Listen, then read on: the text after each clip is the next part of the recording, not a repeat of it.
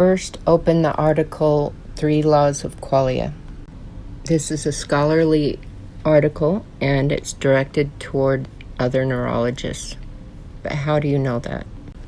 For one thing, you might have found it in a search with a filter in which you're filtering for peer-reviewed scholarly articles only. But for another thing, you might look at the journal in which it's published.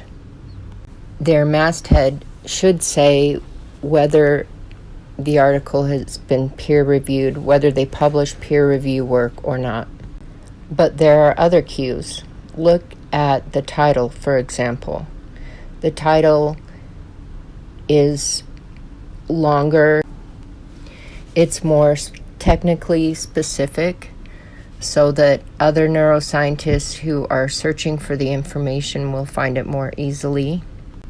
You also see more than one author listed. That's not uncommon in scholarly work because, as I've mentioned before, the qualifications of each author contributing to the piece strengthen the credibility behind the work. Notice the first paragraph in italics. This is an abstract, although these summaries have to be compelling in order to attract researchers who are looking for just the right material. So they have to have keywords that draw that specific set of readers in. The abstract is followed by some kind of introduction which states the problem that the researcher was looking at. And next, there's a section that might be called Materials and Methods or Methodology, which describes how the researcher solved the problem.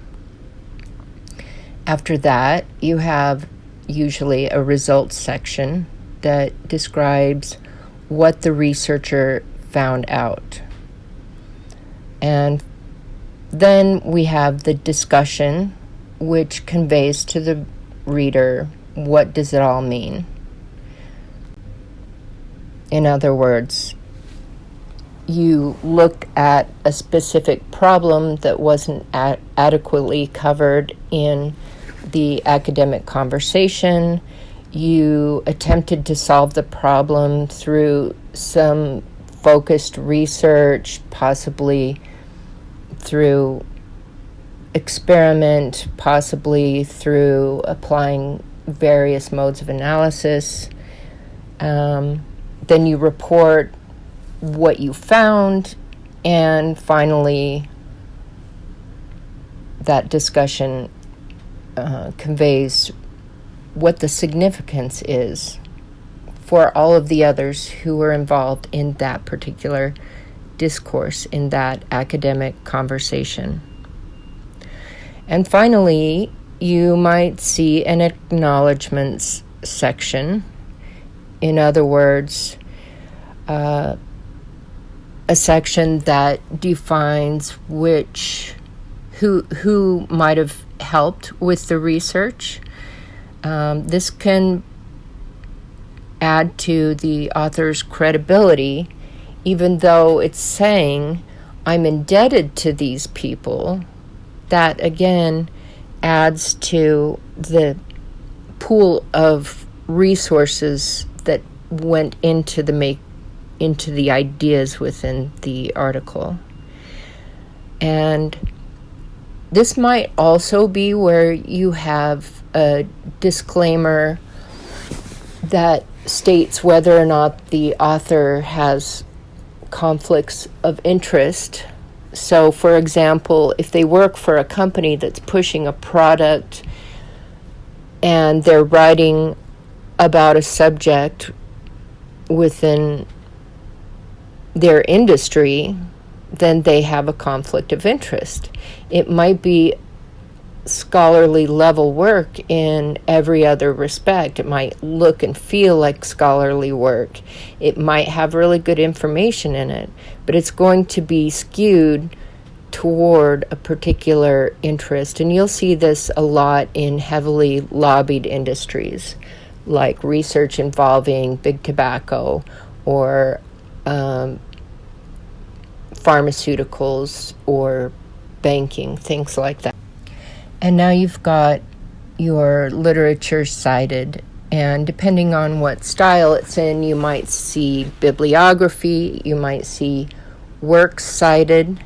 A work cited cites only those things that are quoted or directly paraphrased. You might see works referenced, that's broader, that includes works that are cited or paraphrased or just vaguely drawn from. Now, to vaguely draw from material isn't very convincing, isn't as convincing. So keep that in mind. But what you want to do is, whatever it's called, you want to go through it carefully and look for whether the author is doing legitimate research.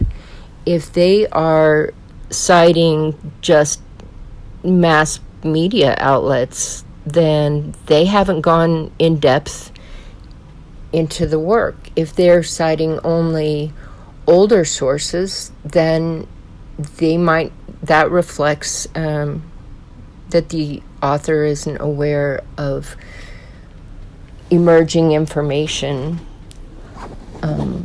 the newest and best information. And after that, you might find appendices, sometimes graphics like tables and charts or definitions or something like that, that could be somewhere before the work cited, it could fall afterward, it just depends. Now, I've described the main components of a research essay, but keep in mind that some people don't use those generic titles: abstract, introduction, methodology, results, discussion. They might instead use unique names. It depends on what conventions are accepted in their field.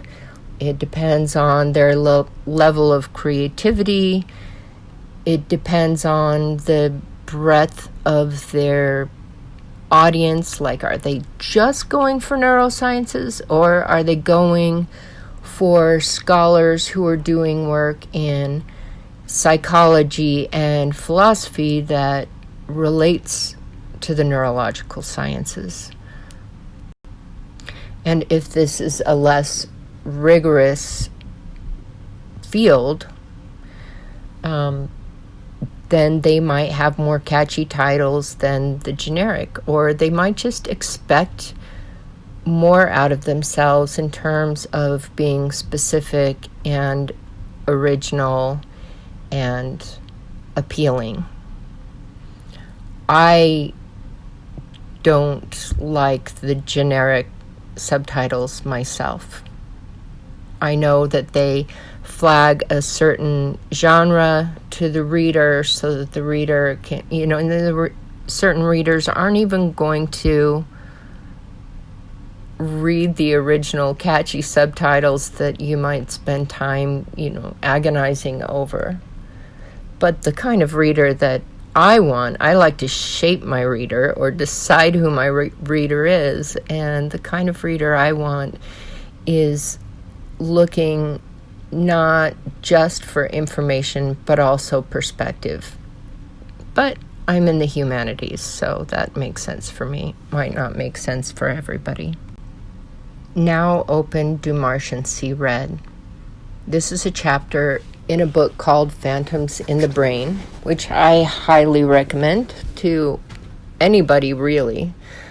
You can see that only Ramachandran is given credit for that, although he does acknowledge that somebody else helped him with the categorization of different selves that align to certain brain function and parts of the brain, and sometimes compete with one another. So he got some help with that. So let's look at the title first, Do Martians See Red? That doesn't tell you anything really, right? It's just intended to attract a more mainstream reader. Like, I could definitely see other neuroscientists enjoying this book, especially since his scholarly work established for him before the publication of this book a solid reputation within his field. If they know the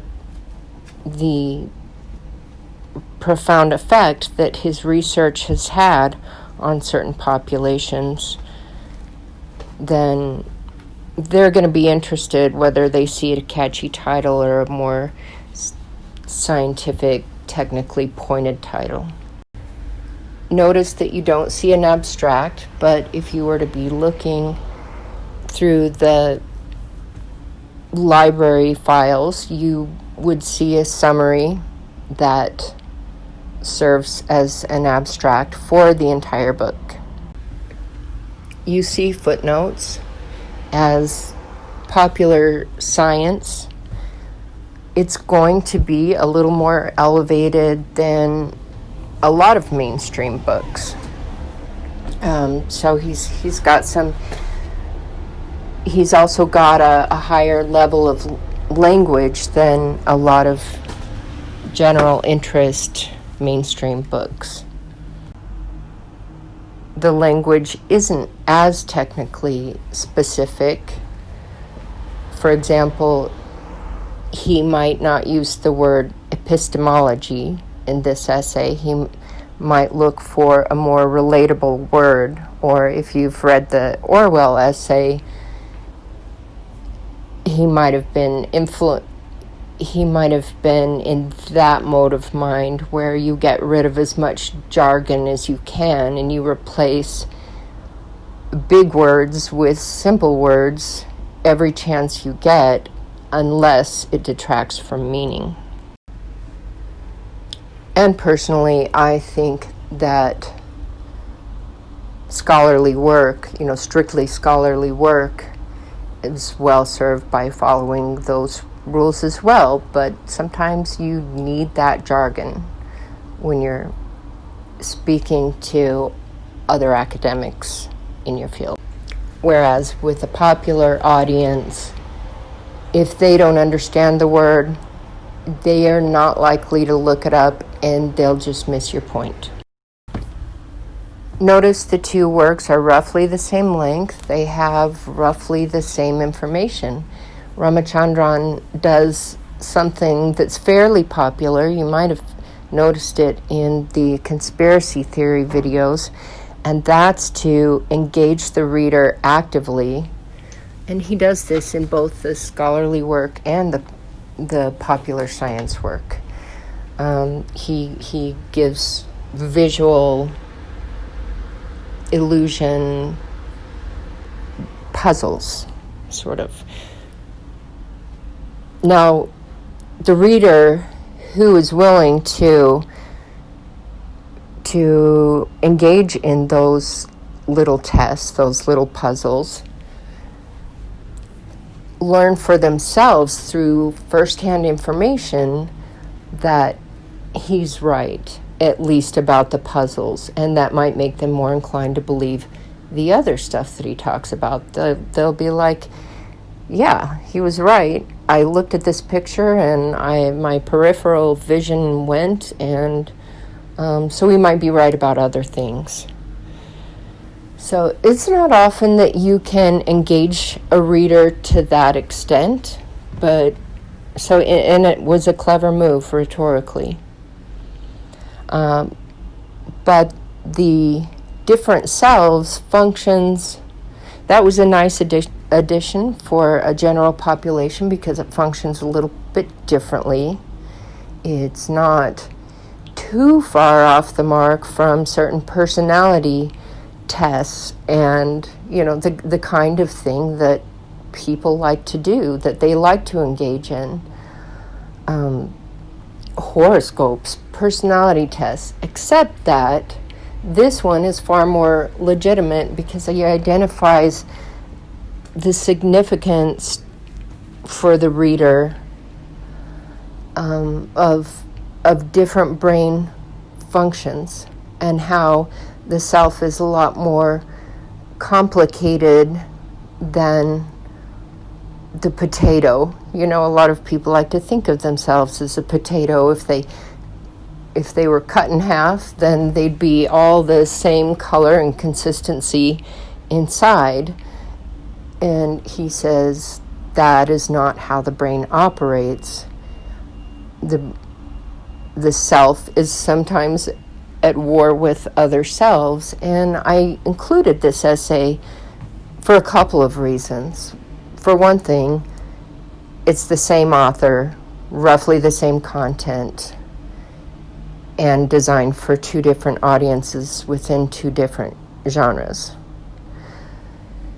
But for another thing, I want you to think about how these various brain functions can be thought of both as you study the purpose and audience of other writers, and as you consider what kind of effect you want to have on your own reader and how you'll achieve that. If you need a highly motivated, emotionally engaged reader to inspire a political movement, then you might want to read up on the passion itself and see how that works, how the reader engages an emotional response that'll get the heart beating, and it might make you a little sick in the pit of your stomach thinking, I gotta do something. Or you might be going for more of a cerebral effect because you want to combine a couple of abstract ideas to speak to readers about a very nuanced and complex subject. Okay, so if you're making up this assignment and taking the quiz to get those points, this is what I need you to do. I want you to, first of all, write down the main component parts of a typical research paper.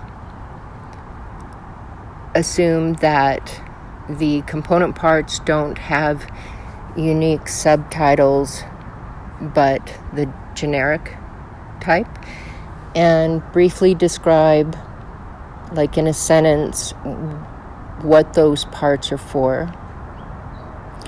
And number 2, name a couple of ways that Ramachandran likely took a research paper that he had written and transformed it to speak to a more generalized audience. Just name a couple of strategies. And finally, number 3, either speak to his strategy of including the optical illusions and thought experiments, or speak to his strategy of including the various selves, the conceptual self, the unified self, and so forth, and describe what you can do with that information as a writer and a reader. Okay, so that's it, and good luck. Okay, so if you're making up this assignment and taking the quiz to get those points, this is what I need you to do. I want you to, first of all, write down the main component parts of a typical research paper. Assume that the component parts don't have unique subtitles, but the generic type, and briefly describe, like in a sentence, what those parts are for. And number 2,